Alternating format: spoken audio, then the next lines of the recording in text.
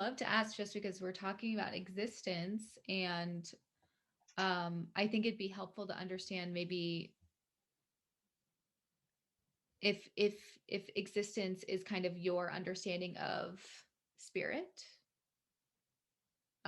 and you know when did you feel like you said we're all spiritual people, we're all spirits, we're all spiritual, but when did you realize that working with spirit or co-creating consciously with spirit or being a spiritual person was your path,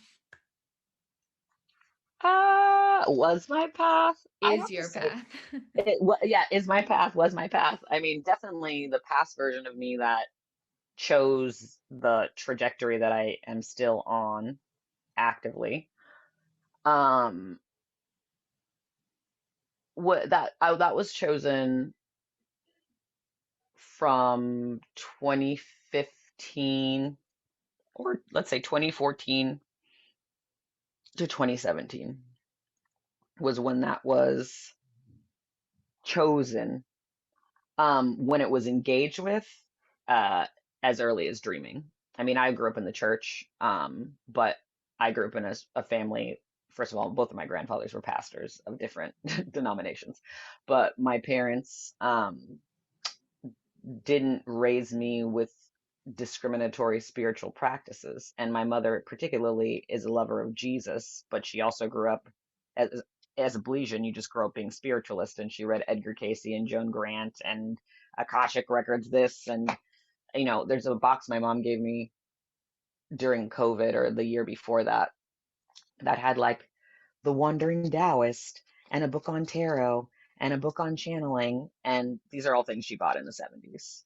So it's like she was preparing for me as a child. If I had found that box earlier in my life, I might have been on this path earlier. But my experience of that knowledge mostly came from the dreamscape because I was having experiences, one, incredible experiences that I thought it was amazing that adult humans didn't talk about it on a daily basis. That you should talk about the weather and not talk about your dreaming was ridiculous to me because I was like, wait, how are we not addressing this whole other place that we're all going to all the time? And where do you go? Oh, and we're not going to the same place. And did you, and so being instructed in my dreamscape by beings and energies and forces that human beings didn't even talk about, I was very early introduced to the concept of like life being more than material. And I distinctly remember a point in like elementary school, it was probably like 7 or 8, 6 maybe. Like there's these really hot days in LA that because we used to have playgrounds made from that tar Mm, where you like, so when it's hot and you see the squigglies coming off yeah. tar. I remember looking at that and having a revelation at like 6. So I was like, Earth is a weird place. It's like everything is heavy and square, and these motherfuckers don't know anything and don't talk about anything that's really going on. And like I was 6, like I hadn't seen the world. Like the fuck would I have that thought for? But I had it, and so those were my real introductions to spirit work, and I was doing it the whole time. But when I decided that I could do it, like for my vocation, for my living, that was definitely when I moved from the Netherlands to New York. And I had been reading for people in the Netherlands. Mhm. But New York is the first place where I was like, oh, you want me to do this for you? You want to pay me for this? Um, and that sort of gave me permission through tarot, not oracle cards initially. I needed the structure that tarot provided for my calculating mind. Um, and that gave me permission to recognize the divination in everything else. Crystals, dreams, just direct channeling, or even like creative projects. All of those I understand now to be practices of divination. But the thing that gave me permission to discover that about myself was tarot. Mm. And do you associate with the term witch? Is that something that you call yourself, you identify with, or do you have another sort of like magical association with an archetype that feels like Mhm. it's fits you? I definitely don't use witch as much as I used to, but I associate with it simply because the etymology of witch is to be strong or to be lively. Yes, I am. So Yes. there's that, like just in the same that I would say I'm more of a womoonist, and I say womanist, Alice Walker's womanist is like feminism is to womanism as lavender is to purple, like purple comes first. So I would say I am womoonist or that I am feminist, but I don't say that. But if you want to conclude me into the definition, yeah, yeah, because it applies. I do the things that those things represent. I'm just not necessarily calling myself that. I'm just living my life. So which I don't mind, and I even looked up modern, which I think is interesting, and it says from the most etymology, it was take appropriate measures. Hmm. So to be strong and to be lively about taking appropriate measures, yes, I'm a modern witch. That's definitionally, categorically true. Um, To take and appropriate measures. mhm, That's so interesting. yes, and then before that, in the Latin, they used it as manner or measure, Okay. but in the Proto-Indo-European, just it comes from med, which is a phonetic pronunciation. They didn't have a written language. Take appropriate measures. So I identify as that, but I think that my particular calling, because there are all kinds of witches, so Yeah. it's nondescript, and we're all in our own. Everyone has been in their era of modernity because that was what whatever generation was on the ground at the forefront. That was their modern time. So this is also um, nondescript, but I'm a soothsayer, particularly a truth teller, and and that's why I had to start saying explicitly, I don't give you the reading you want, I give you the reading you need. Like you might come to me, as most people do, and like, I want to know about my love life. And what's happened for many clients of mine, it's just like, let's talk about the sexual abuse in the family, or let's talk about the deaths and the divorces and the and the cutting off of people. And then when we talk about that, when you incorporate those wounds, the next time you come back, maybe we talk about love or whatever, but like not until you do the groundwork. So soothsaying, root saying, like really the the truth of the matter. But that's a multidimensional thing. And Hmm. also we're all free to choose the work that we actually feel capable of doing.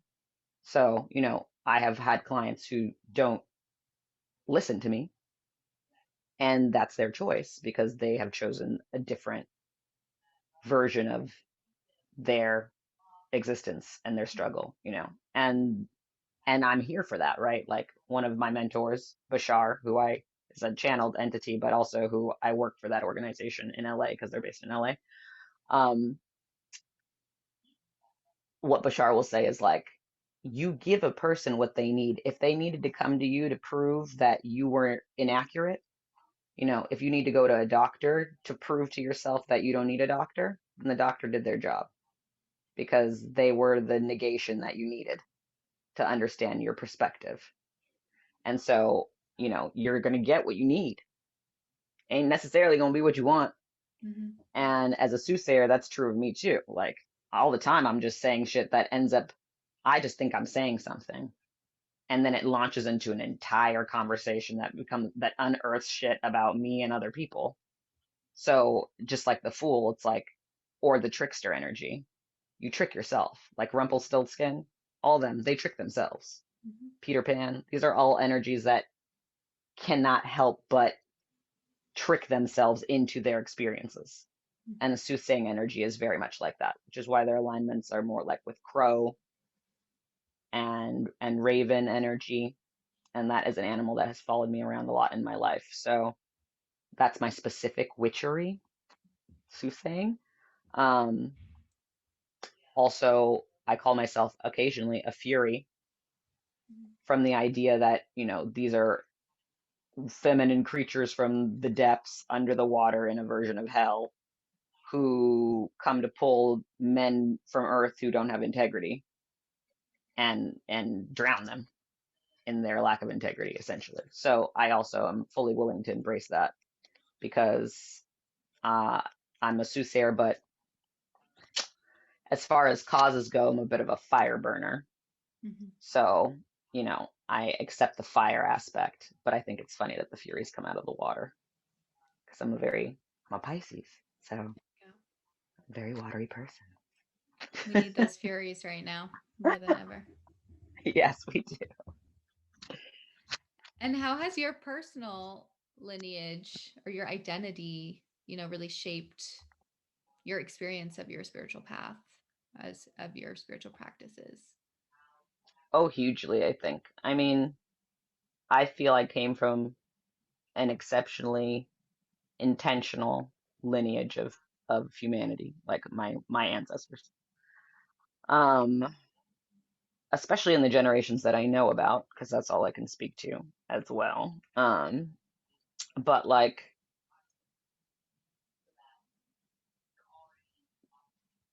the fact that my great great grandmother's Black Seminole parents or African Seminole parents, because that's not yet clear, escaped from Virginia and went to the Bahamas when enslavement was abolished in the Caribbean, because enslavement was abolished in the United Kingdom or like England at the time before it was in the Americas. So I think it was like 10 or 15 years ahead. So there were a lot of people who were like, I'm fuck these people, get the fuck out of here, and I'm gonna go on a boat the other way. So that's what my ancestors did. She was born in the Bahamas free. She chose, as far as I know, to be a Christian or to present Christian because her picture has a big ass cross on it. Mm. But,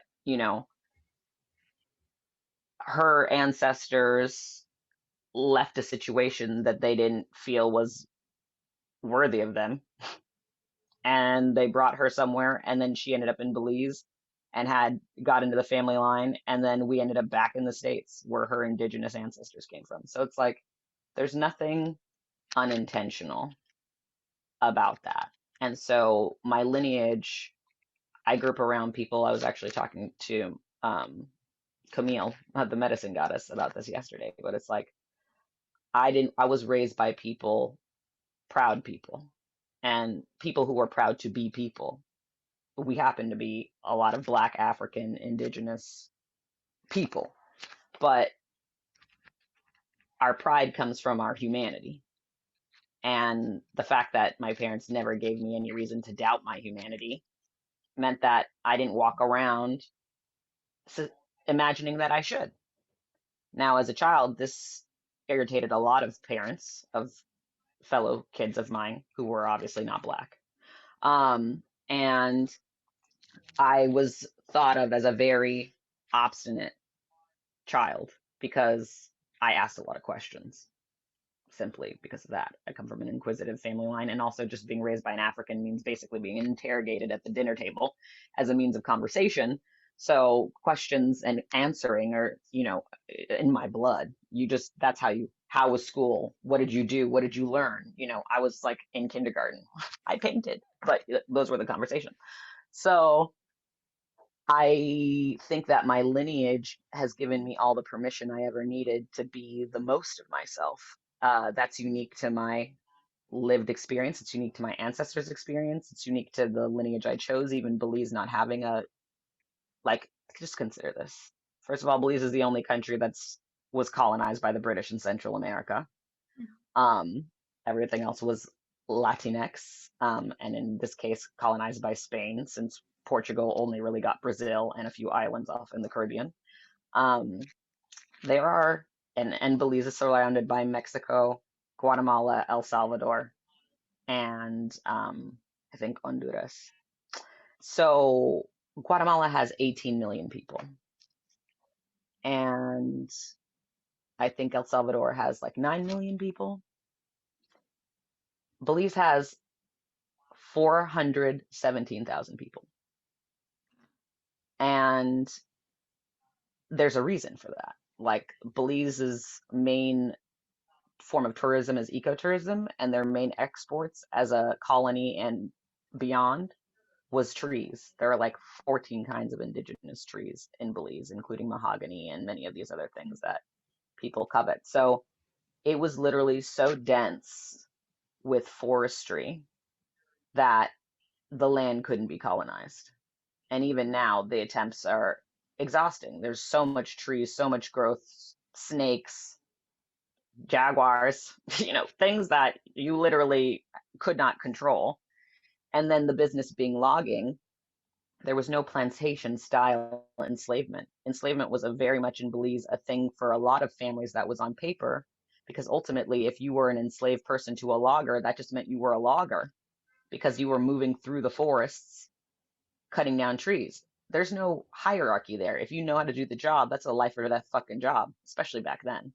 So, your enslaved person on paper might have been the person telling you what the fuck to do in the forest so that you didn't get anybody killed and also that you got your money Mm-hmm.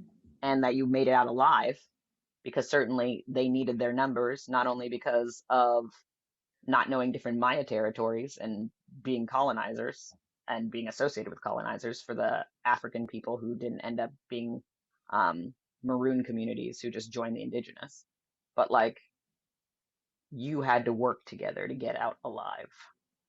And so that's very indicative of Belize culture, and it's very unique to Belize culture, um, even to the Caribbean, because Caribbeans were islands that got surrounded. Right. You couldn't do that in Belize. So there's a freer mentality that comes with the stigmatization of that kind of enslavement versus a full scale colonial plantation style enslavement, which is what happened in the States. Mm-hmm. So there certainly is a pseudo first generation American, US American, which is technically untrue because I'm indigenous from the east southeast, but like I did not inherit the same sort of stigmatizations that people who are Black American inherited. I could have if I knew less, if I had just a worse relationship with my mother or my dad wasn't around, I would not know these things.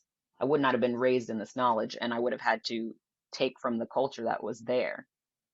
But knowing my lineage, doing ancestor work, getting a DNA test because I'm comfortable with that, although I totally understand people who aren't, that gave me all the permission and all the power I needed.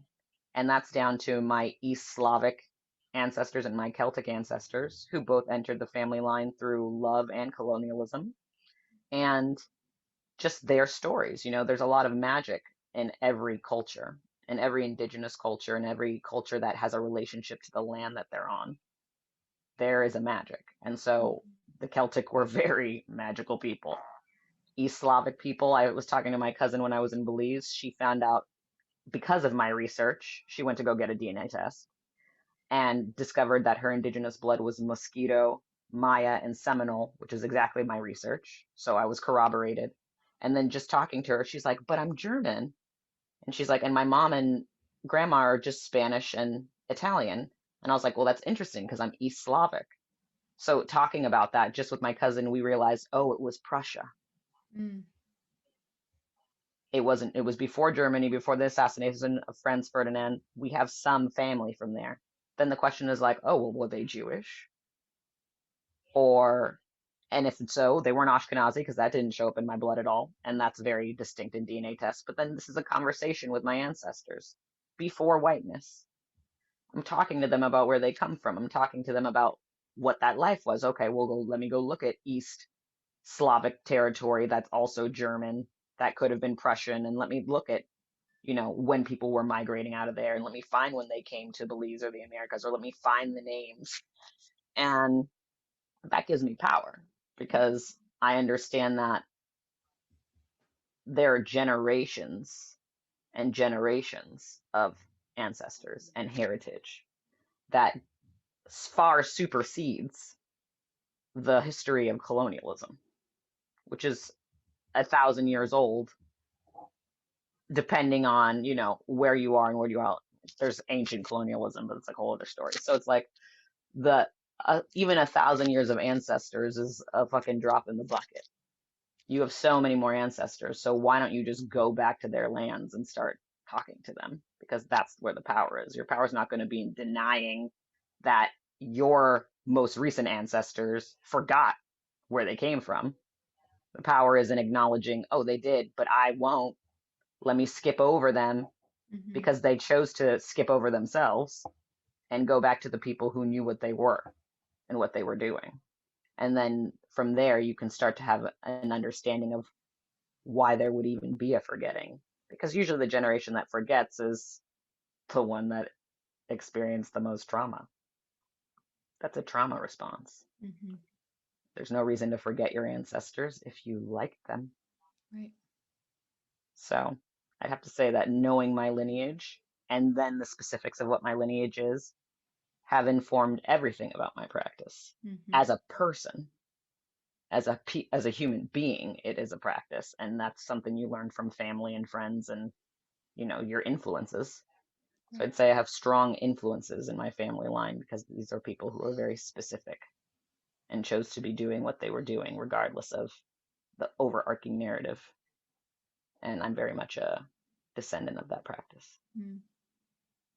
And it's beautiful how you connect it with the land as well, because I think a lot of folks out there who have a lot of trauma in their ancestral line and don't maybe have specifics, they can always attempt, and there are tools to kind of find out, like, okay, what area, what land did my ancestors come from, and connecting with them through that and the history of that country or the history of Yeah, that you landscape. don't you don't need to know your ancestors' names. All you need to know is their region Mm-hmm. and the time period, and then just read everything you can about that time period. You'll know exactly what they ate, exactly how they lived, what trees were around there, and you can pay homage from that.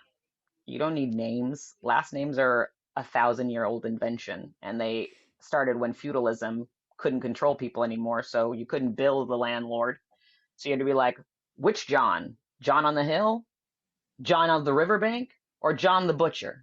Right. And that's how last names started because they wanted to tax your ass directly, and all the Johns could be like, wasn't me. Yep. So those are the fun things that, we don't learn through the veneer of colonialism. Like the idea of this binary that it's all bad or it's all good doesn't give doesn't make an interesting story. Mm-mm. The story of good and evil has a narrative, good has a narrative, and that's creates, world building, character development, plot dynamics, and that's the story that's really being told. So the more that you're willing to acknowledge the storytelling and the storytellers as also part of the narrative, um, the more you'll understand the story, in my opinion. Yeah. What would you say to a fellow witch or magical being who is feeling overwhelmed or lost while they're navigating their own path? Yeah, I actually been learning about this over this fun eclipse season. Yeah. Um, something Bashar says, your baggage doesn't weigh anything. Your own baggage. How could it? It's you. I mean, you are your own baggage. You don't, and you're supposed to be here. So it's not like you're not more than you need to be. So when you feel overwhelmed or heavy, it's because you're carrying shit that isn't yours. So I suggest you prune. Usually the way to do that though is to communicate with people, with yourself, whether that means journaling, speaking to a friend, writing it out, telling yourself out loud in the mirror your thoughts, going to a therapist, going to a spiritual counselor, getting a reading. Like until you actually say that shit to yourself or communicate that shit to yourself, you're not going to know it what part is your ideas and what part don't actually make sense to you. And that those are not mutually opposed. It could be your ideas and not make sense to you. But the point is, until you put it outside of your consciousness, you can't be sure. It's the reflection back from writing, the reflection back from communicating to somebody, the reflection back from having a reaction that then gives you the material to be like, oh, what was that? Is that me? Oh, no, I'm not into that. Why did I do that? Oh, what am I carrying? Oh, that's not mine. When did I pick that up? Who gave that to me? I don't believe that shit though. Or do I? And that's the conversation that then clarifies. But don't be in a fucking rush. Like, existence isn't linear. All Mm-hmm. time exists at once. So an infinite universe has nowhere to get. As a part of an infinite universe, you too are exactly where you need to be, exactly when you need to be there. And just trust existence on this. It's OG. You can argue with it all day, you ain't gonna win. So like Yeah. where it is, where you are, accept it, and accept it by incorporating it, understanding what you appreciate about it, what you prefer about it, and what you don't. And once that's clear, you'll start to go in the direction of your preference, unless you get off on masochism, which you might. And that would be a good thing to know about yourself so that you can maybe construct that in a more positive and productive framework than poo pooing on your whole life. Like you can have a space for your masochism and it can be healthy, but it won't be healthy if it's what you imagine is the totality of the circumstances. Nobody is one thing. So let yourself be multidimensional. Do what Bashar calls multiple personality order, which is to Beautiful. embrace the fact that you do have multiple personalities. It's not a disorder unless you disorder them. So Right. be like, oh, that's my fiery bitch. Oh, that's the person that never wants to say anything to anybody. Oh, that's the person who sings. And give them all their moment. You know, actually, I don't know if we were talking about this, but I can end on this sort of. Mm-hmm. The difference between personal and individual or something. But the word person comes from Greek, I believe, and it comes from, oh no, it's from Latin. And it's one of these two words that actually was created there, in that culture. And it says, related to posanare, to sound through. An example, the mask as something spoken through and perhaps amplifying the voice. And the idea is that like the knowledge of the mask, the knowledge that the personality is a mask and that you can change the mask at any time. You know, that's why the drama sign is a happy face and a sad face, because you're choosing your personality. You don't have to be any kind of way. You might be, but once you know that, you can move away from the ways you don't want to be. But like nothing is permanent. So the idea that you're supposed to have one personality your whole life is going to drive you maybe literally crazy. It certainly will cause crazed behavior. And so allow the multiple personalities to exist, but then just see where they're actually useful to you so that they don't just pop up where they're not needed. You have to also be familiar with other people doing the same thing, get to know their masks so that you're not butting heads for no reason. You know, it's not a matter of right and wrong, it's a matter of alignment. Mm-hmm. So if you want to be aligned with the people around you, then you need to recognize, oh, when I use this mask with this person, they don't communicate. So I got to use another mask or choose not to communicate with that person if this is the only mask I'm willing to use with them. You have options.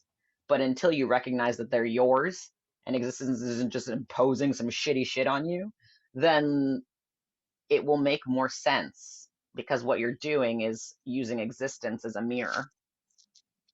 And when Casey shows up in my life, that's existence speaking to me through the preference of Casey.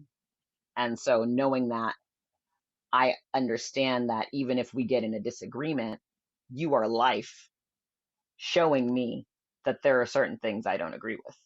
Mm-hmm. And so I'm then not saying it's because of Casey. I'm saying, oh, Casey was a vehicle of existence showing me the ways that I can be. And I learned from that interaction more about my own personality, meaning the masks I choose to wear. So I would say get to know yourself, make a home in the make a home in the realm of discomfort, Mm. make it cozy.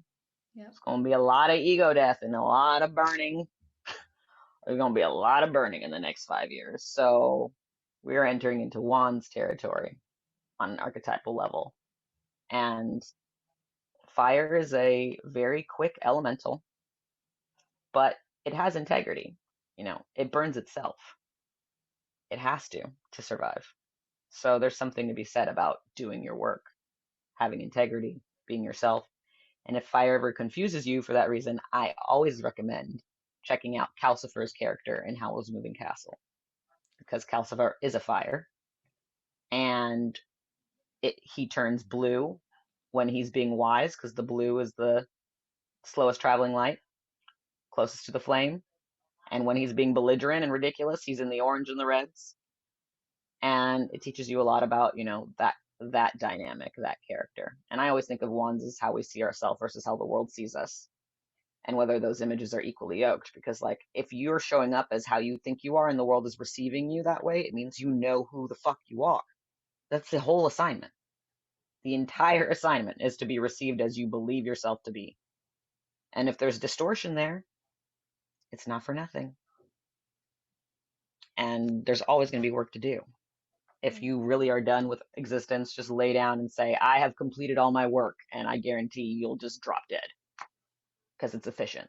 If you were really done, you wouldn't need to be here. So get into it. Yay! Feeling that big time. I know that's I've been the impatient witch trying to like, I don't know, be something that's ahead of me, and it's just Sneak around yourself. it's an odd place to be. um I would love it if you could share how folks can work with you, where they can find Yes. you. Yeah. Yes. I am Sanyu Estelle. That's spelled S-A-N as in Nancy, Y-U-E-S-T-E-L-L-E. That is my ad on Instagram. That is my website, sanyuestelle.com. Um, I have other things. Like I have a TikTok, which is also that. I never use it. I think I have a Twitter. I don't use it. So you can find me on my website, or you can find me, and I have a newsletter there that you can join, or you can find me on IG, which is where I'm most active on a social level. And you can book me for soothsaying sessions, which are more like topic based conversations that don't have cards as a central focus, or even in the reading. But I've done that with people who want to do ancestry work, or who want to do dream work, or who just want to work out an issue that they're having with others. Um, and we just do direct channeling, and we talk about it, and you solve your own problems like you always do. And I also have readings, which are card based, and those are the services that I offer right now. Although I will be opening up my spell services again for July and August, and my spell services are helping you look at the etymological language underneath your business name and mission statement, so Mm. that your words are aligned from skeleton to skin. Wow. And that's been fun because it's word research, right? So we would be like, what does witch's confluence mean? Okay, let me see your Mm-hmm. mission statement. What, does this all mean what you think it means? And an example of that is, you know, a lot of people use the word coach, Mm. but I've recommended to my clients to choose something else: advisor, mentor. Coach is a Hungarian word. Um, it it was a place where they made them. So I don't know that it was called coach, but maybe couch or whatever the Mm-hmm. accent is there. Um, but the reason it became the word that it is now is because of two reasons. One, the coach car in the train, which is where the basically like the lower class people sat. And that's where the teachers of the rich the tutors and of the rich people would stay, even though their people would be in the first class cabin, they would be in coach. And then it's also a name specifically that came out of patriarchal British schools because they would um, they would call the tutors who did the work for students who were rich their coaches. Oh, but they coached you, meaning like they did your work for you. Wow. So I always say, I mean, the irony is that it's it's decidedly tied to pony and horses, which we also obviously use as beasts of burden. Mm-hmm. Um, so when that's like one thing that you would change in your business, whereas mentor comes from Greek, it comes from a particular character in the Odyssey who Odysseus continuously asks for advice. His name is something like Mentos, or blah, blah, blah. And so that is why we call it mentorship. So it's like, the narratives underneath your narratives. If you feel like you're being worked like a horse and you call yourself a coach, maybe you change your language because that changes your engagement um, and your understanding. So I like to do spell services because words are really they're spells. Yep. They're spells, so you should use them wisely. That is such a cool service. I love that. I'm definitely gonna hit you up for that. That sounds amazing. Yay. Yeah. Okay, cool. I have it. We know what witches means. I don't know what confluence means, but we'll Right. go on and we'll find out more. Yes. Cool. Yes. So I'll put all your links in the video too, Great. so folks can easily access. But I just want to say thank you so much for your time and Yes.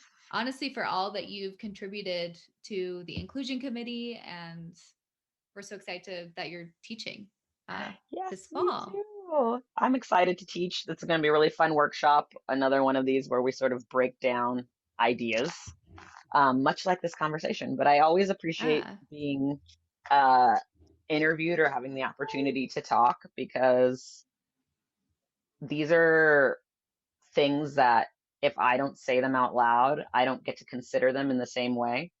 So mm, it's part of the reason that I write and I publish and then I edit. Like if you ever go back to my posts, I've probably edited them, but it's not until that's out in the world that I have a realistic right. grasp of how the language hits and just the reality that there are other eyes looking at it or other ears hearing it is what helps me course correct.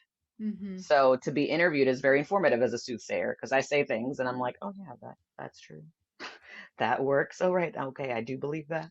And it's a echolocation Mm. tracking device that I use for myself. So I'm always happy for the opportunity. I'm not interviewed as much as I would like to be, but Yes, I would love to hear you being interviewed more. And I know that all the people who are going to be listening and enjoying this are going to get so much out of it. yay, my pleasure. So thanks for all, and hit me up if you any found anything useful. Email me at sanyu@sanyuestelle.com and let me know, audience. Love it. All right. Yes, Thank you so much. you're welcome. Bye.